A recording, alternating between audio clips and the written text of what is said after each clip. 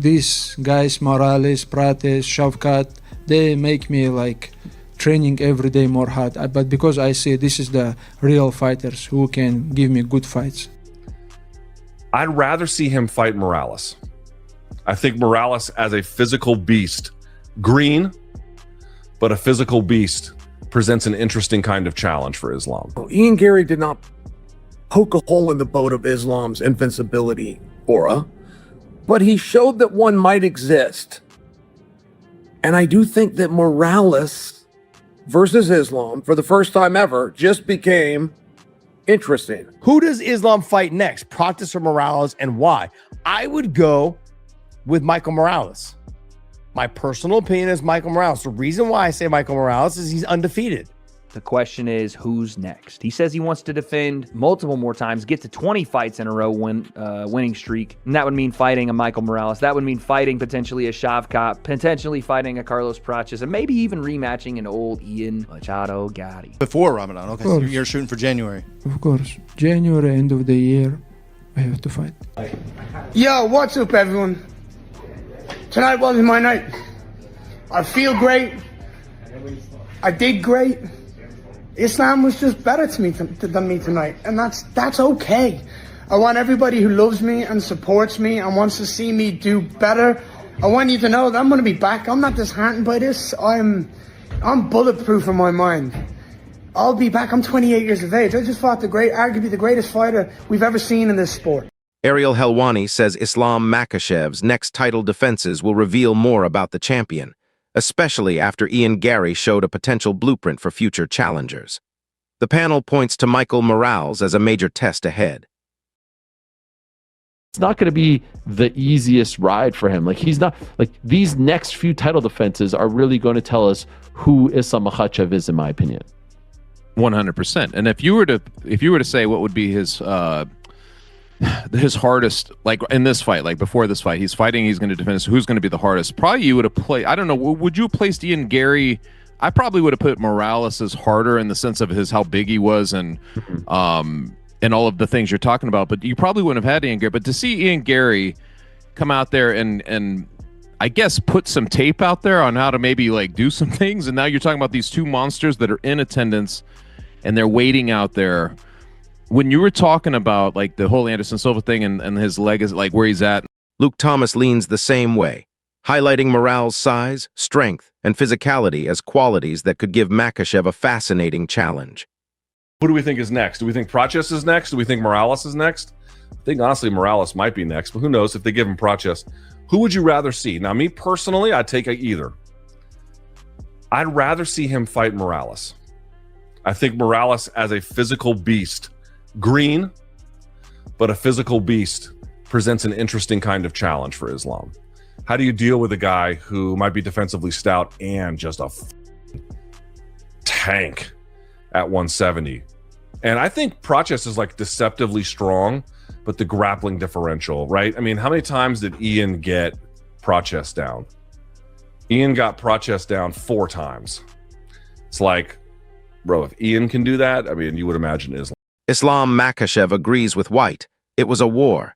He came to break his opponent's face, giving everything until the end. Beginning of the 5th round, he high-fived you. Dana White said he hates that. He wished you guys would just... Bro, honestly, I don't understand, man. This is the fight. This is not something we have to, like, hug each other every round, you know?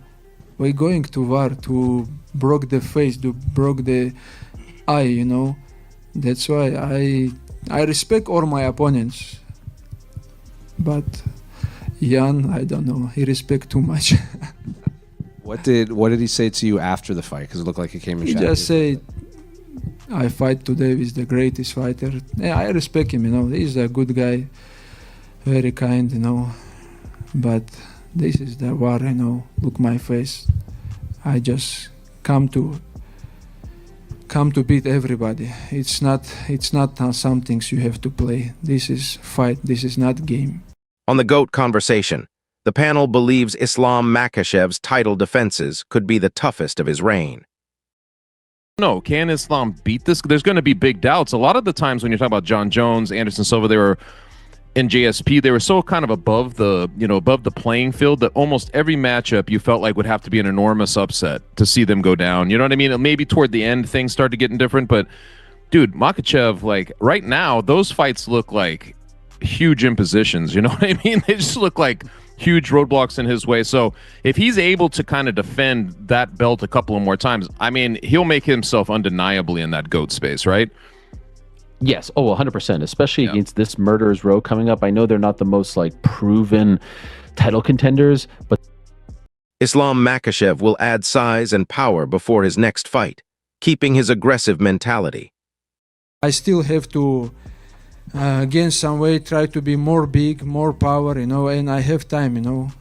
And what this fight show me and show everybody, it's not like my hardest fight, you know. Doesn't matter how its fight is gonna go, easy or hard.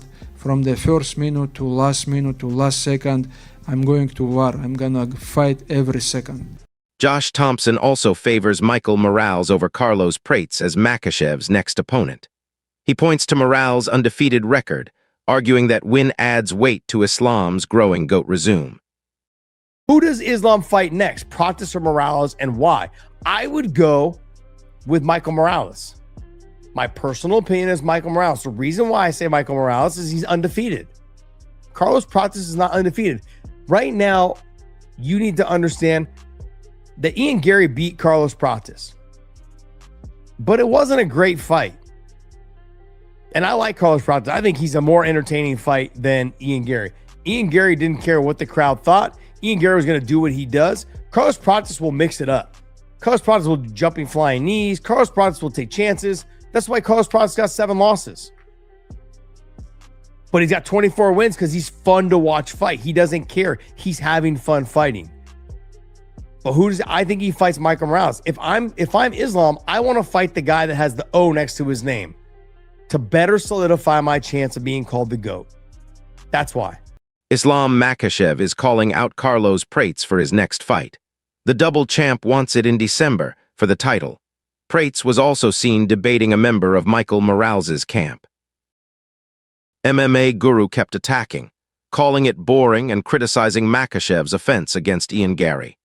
4-1 is crazy. They literally gave him round 4 despite him landing no effective damage. Absolutely insane. Absolutely insane. But there you go.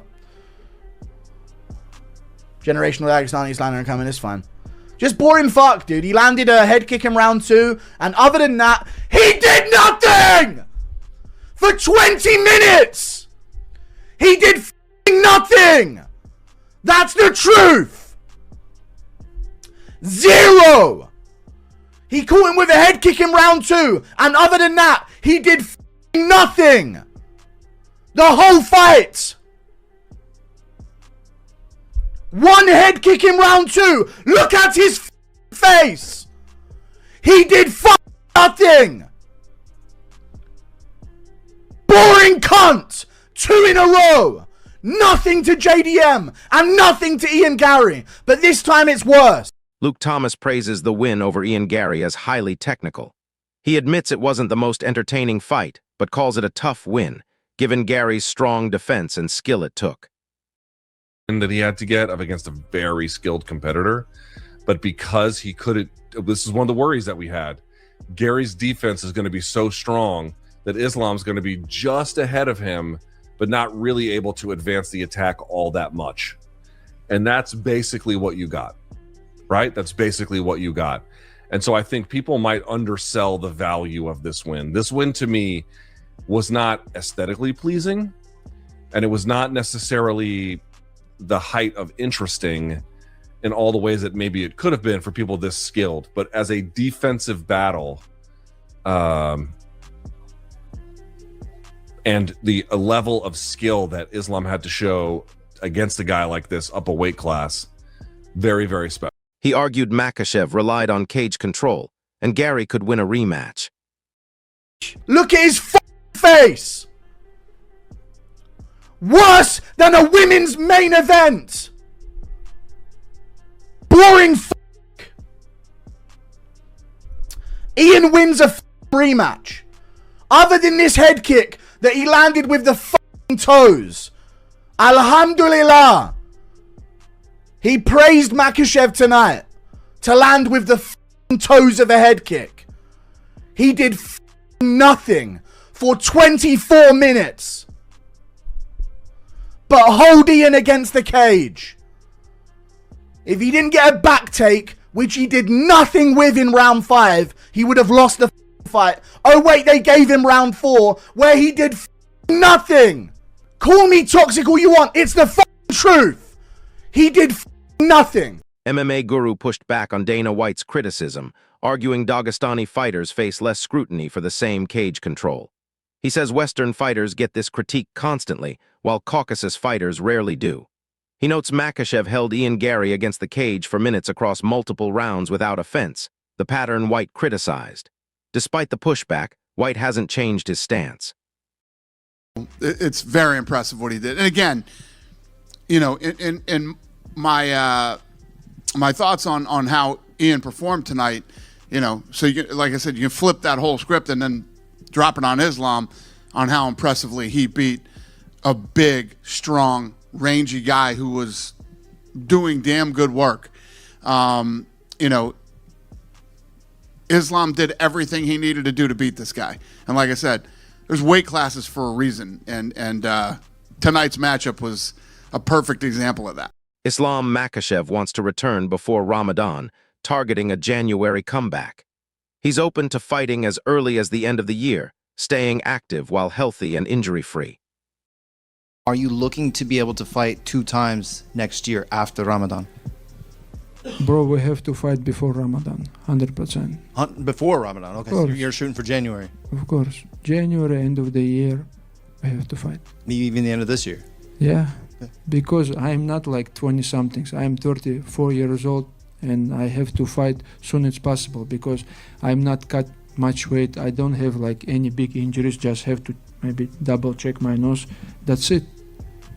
Thank you. Thank you. And before this fight also, I give my approval to fight in White House. It's long story why I'm not there, but I told beginning of the summer I want to fight. I call Ali, I call everybody, I want to fight. But it's not something I chose and I make, you know. Before turning to his next challenger, Islam Makhachev reflected on the fight with Ian Garry. He called him frustrating, saying his patient approach blocked the action fans expected. And I see his leg, try to take him down. He has like some good defense, you know, but very hard to show good performance with someone like that. Islam Makhachev admits the fight tested him but calls it positive. His mentality, fight from first second to final bell. Yeah, he gave me like too many scratches, you know. He gave me like very hard headbutt end of the 4th round when I make him slam. You can see he gave me like back headbutt, and I feel that moment I like in the fight I don't remember when my nose bleeding, you know, and right away the blood is coming out, and I thought maybe I broke the nose or something's happened, you know. He gave me like very hard headbutt, but it's okay. Hard fight, it's make you improve, and I feel improve, you know. Chael Sonnen notes Makhachev has proven himself across 2 weight classes. Still, he says Garry exposed a small opening in the champion's unbeatable image, making a Morales fight more compelling. So we got a number of things out of tonight. But more than anything, we have a reason. We have a reason to be here. And as Islam proved that he's the best, yeah, at 2 different weight classes, he sure has. And the 2 weight classes changes all the numbers of all the guys that he was trying to surpass tonight. Changes everything when you're doing it multiple weights. Are we certain nobody can beat him? Are we certain there's not a way for somebody to beat him? No. No, Ian Garry did not poke a hole in the boat of Islam's invincibility aura, but he showed that one might exist. And I do think that Morales versus Islam, for the first time ever, just became interesting. Islam Makhachev has no plans to return to lightweight. He'll stay at welterweight, enjoying training and avoiding the weight cut. We'll The fight drew criticism. Dana White questioned Ian Garry's lack of aggression after Garry hugged and shook hands in round 5 instead of pushing for a finish.